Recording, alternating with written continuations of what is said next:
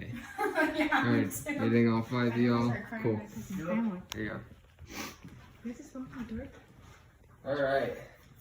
So, when I was like 15, 16 years old, I was kind of a popular kid. I had my life going for me. I was playing football in high school. I was a varsity quarterback as a sophomore. I had a job. Everything was going, pretty straight for me. And I was a teenager that didn't really understand the power a teenager wields with when they don't know what the hell they're doing. So I made some bad mistakes when I was, around 15, 16 years old. And it eventually led me to leave from living with my father in his custody to go to California to live with my mom. And it was December of my sophomore year, and I took a bus down to St. George where my grandparents lived, and then they drove me out to California, where I would pick a school to attend based off of their football team. And I made a decision, and I was able to make friends very fast in California because I had football. So I made friendships, and I got introduced to some new parts of my life, some ideas that I kind of let settle. The Christianity other than Mormonism, which changed my life. And so I, unfortunately, that was put to a change when my stepdad told us that we'd be moving to Las Vegas because my mom was taking over a pageant there. So I ended up burning all the bridges I had with my friends because the rules around the house had changed, and we'd end up leaving for another 2 more months. So I was living the dream before, and I had a good amount of friends. I was working hard playing football, and I had my mom's car, and then it all got changed and we moved to Vegas. And I had some friends at first, but it put me in a really bad state, similar to when I was making bad decisions when I was around 15 or 16 years old. I was very depressed in my life. And I met my friend John. And I met him because I was walking in my history class, and this kid that I had never noticed, I guess he was in the class, was sitting on my seat. And we bonded that day by vaping in the back of the class during a World War II movie. And so that's what we bonded on. We were outlaws. And at the time, actually, we also bonded on our support for President Trump, which later ended up being a fiery hatred after he banned bump stocks.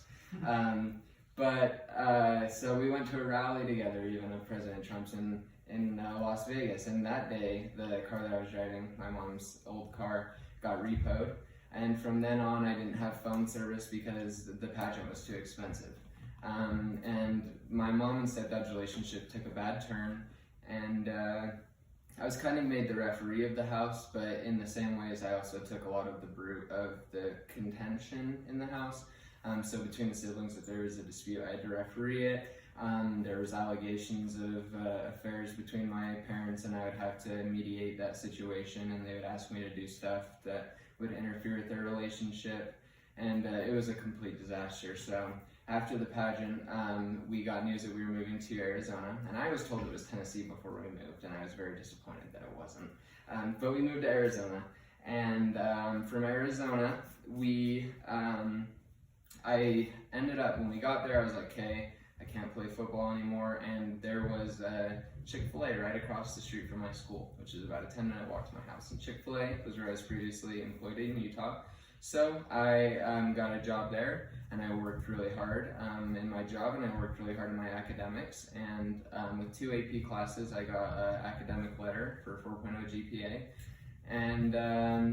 And then I was given an ultimatum because I got a D on a math test, which was to quit my jobs or to move back home to Utah.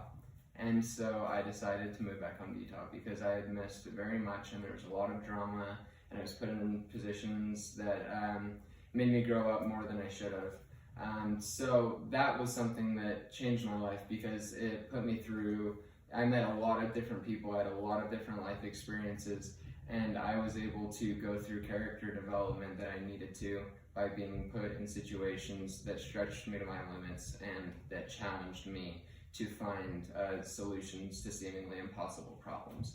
So the biggest thing that I'd say I've learned is I've learned the kind of relationship I want to have with people in my life And because I've seen the examples from other people on how not to handle your relationships, I have learned the direction that I want to go. And living with a step parent who is extremely manipulative towards my mom always taught me that I would want to be a fair and just companion to whoever would want to do that in my be that person in my life. And my father also, it taught me how I wanted to be a dad, and it helped me realize that, you know, even though I didn't realize it when I was a kid, my dad was the coolest dad, best dad I could have ever asked for, and I started to get a hold of that when I got older.